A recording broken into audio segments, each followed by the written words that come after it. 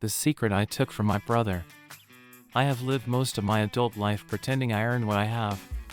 When people congratulate me, when they say they're proud, I nod and thank them and try not to choke on the lies stuck in my throat.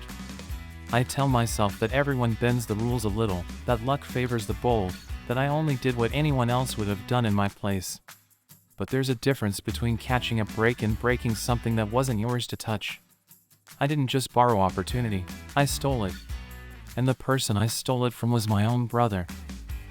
We grew up close, the kind of brothers who shared clothes, secrets, and the same battered baseball glove. He was the quiet one, steady, deliberate, the kind of person who checked every box twice. I was louder, quicker, always looking for shortcuts that somehow worked out. Our parents said we made a good team, the planner and the risk taker, like two halves of a single idea. For a long time I believed that, right up until the day I realized I would rather win alone than lose together.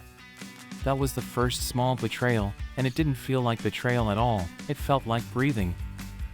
The secret began as a favor, or that's how I justified it. My brother had spent months building something, late nights, empty coffee cups, notes pinned to the wall like a private constellation only he could read. He'd created a proposal for a fellowship that could change everything: money, mentorship, a door to rooms we'd only ever seen from the outside. He let me read it because he trusted me. He asked for my notes because he believed I had the right instincts. I told him I'd give it back tomorrow. I told him I'd keep it safe. I told him a lot of things. I didn't return it the next day. I didn't even call. I sat with the document open, reading until the ideas felt like mine, until my mouth could shape his sentences without tripping. There was one section, a hook, really, that captured the whole vision in a few clean lines. It was the kind of clarity people spend years trying to find, the kind that makes committees lean forward and say yes. I copied it into my own file just to see how it might sound in a different context. The context changed. The words didn't. That was the moment the favor turned into theft. I told myself I wasn't really stealing because I would change enough to make it mine. I told myself he wouldn't even notice, that if he did, he'd be flattered. I told myself it was a test to see whether I could write something at his level, as though ambition could transform plagiarism into practice. But the truth is simpler. I was afraid. Afraid that his methodical brilliance would outshine my improvisation. Afraid the door would open for him and close on me. Afraid of being the brother who clapped from the audience while the other gave a speech on stage. The deadline came fast. He submitted on Friday, I submitted on Monday to a different sponsor connected to the same network. I changed the title, I shuffled the structure, and I signed my name with a hand that didn't shake nearly as much as it should have.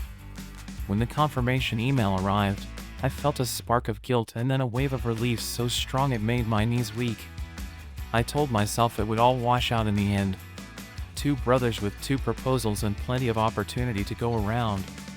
The world, I thought stupidly, is big enough for both of us. It didn't shake out that way. He didn't get it. I did. The email came late on a Wednesday, subject line, "Congratulations," and I knew even before I opened it that the yes was for me and the no was for him. He called an hour later with a careful voice and said, "Did you hear back?" I lied. I told him they hadn't decided yet, that they were still reviewing. He said, "Yeah, me too," and I could hear the effort it took for him to keep his voice steady. We got off the phone, and I sat alone with my good news like a thief hiding in his own house. The fellowship became a staircase, and every step led to another room with better lighting. I met people who opened doors with a smile. I learned how to introduce myself so the name landed softly and stayed. My brother came to my first talk and hugged me afterward, and there was pride in his eyes that hurt worse than accusation. He said, "You're built for this," and I wanted to tell him I was built out of his lumber. Instead I said, "We both are," and promised to send his resume to someone who never called him back. There was a night, there's always a night, when the secret almost broke open. We were at our parents' house for dinner, and my father, who doesn't give compliments easily, tapped his glass with a fork and said he was proud of us. He looked at my brother and said, "Your turn is coming," and then he looked at me and said, "You keep showing us what's possible." It landed between us like a coin on its edge, spinning and bright.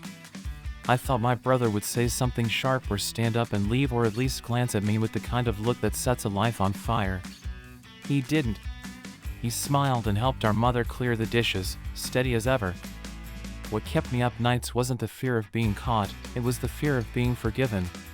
If he ever found out, he might excuse it as a misunderstanding, a crossed wire, a shared idea that drifted to the wrong desk. He would make room for me inside my sin because that's who he is, and then I would have to carry not only what I took but also the grace he handed back to me. I don't know which would punish me more, his anger or his mercy. Maybe that's why I've told no one. Maybe that's why I'm telling you. There were times I considered confessing. I even rehearsed it in the car, the wording twisted and careful, the kind of apology a politician gives when he's sorry you felt hurt. I wanted to say I was inspired by his work, that lines cross in shared kitchens, that families blur ownership. I wanted to say the thing that would make this sound like an accident. But I remember exactly how the paragraph looked on my laptop, how it sat there like a mirror that didn't know my face. I didn't trip into this. I walked. The success that followed feels like someone else's life wearing my clothes. When people laugh at my lines, I hear his pencil scratching at the kitchen table at 2 a.m. When someone quotes a phrase back to me, I picture his bulletin board with the string between the notes. When they say I have a gift, I imagine opening a present and finding his name on the tag. I live in a house I built with stolen bricks. Every compliment is a creak in the floorboards. He still calls me. We still meet for coffee. He asks about my projects and tells me about his.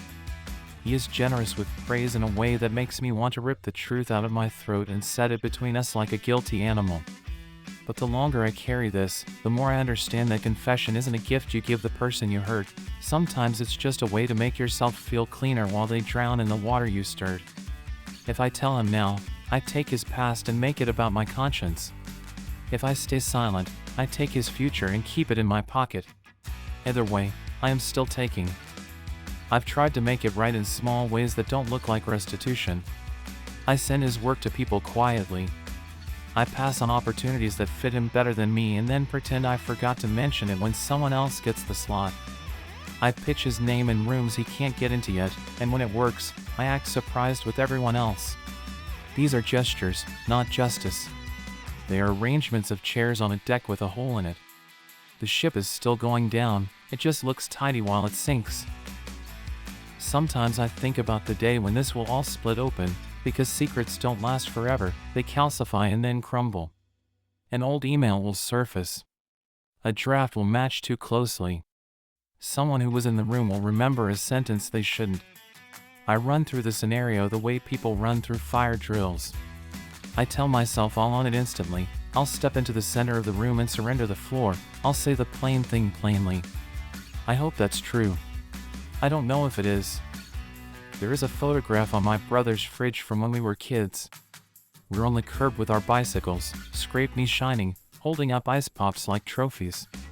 Every time I see it, I feel something behind my ribs tilt. We were simple then, two boys making it home before the streetlights flickered on, two boys who would have split the last piece of bread. I want to believe we are still those boys. I want to believe that whatever I've become can be undone by telling the truth. But the world is not kind to late honesty, and some bridges burn from the inside out long before anyone sees the smoke. If you're waiting for a reason, for the moment that explains everything, I don't have one that will satisfy you. I did it because I wanted to win and because I believed I could keep the win and keep my brother too. I did it because the system rewards outcomes and forgets origins, because compliments are addictive, because when you're close to someone you stop seeing the fences around what's theirs. I did it because I could.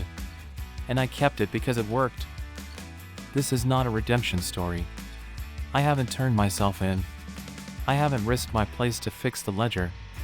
I wake up in a bed bought with introductions that belong to him, and I make coffee in a kitchen lined with tile that looks like my name but carries the weight of his. If I ever tell him, it will not give back the years. It will not rewind the committee.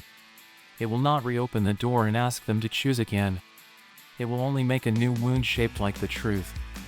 Maybe that's cleaner. Maybe it just bleeds differently.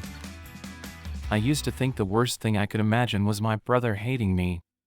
Lately, I think the worst thing would be his hand on my shoulder, his voice soft, saying he understands. One outcome gives me what I deserve, the other gives me what I cannot carry. I have built a life on a fault line and then invited people over for dinner. They compliment the view. They do not feel the ground tremble under their feet. If there is a lesson here, it is not one I'm proud to teach. Opportunity isn't always found, sometimes it's taken. Talent isn't always pure, sometimes it's patched together from pieces with names you don't say out loud. And success isn't always a mirror, sometimes it's a portrait someone else painted that you happen to look like when the lighting is kind. I am both the artist and the thief, both the brother and the stranger. I am not asking for your forgiveness. I am trying to earn my own. I don't know how this ends. Maybe I finally speak and let the pieces fall where they should have landed years ago. Maybe I keep moving forward until the past catches me by the collar. Maybe I spend the rest of my life doing small good things with hands that can't wash all the way clean. But tonight, at least, I have said the thing out loud. I have called it what it is. I have stopped pretending the house isn't creaking,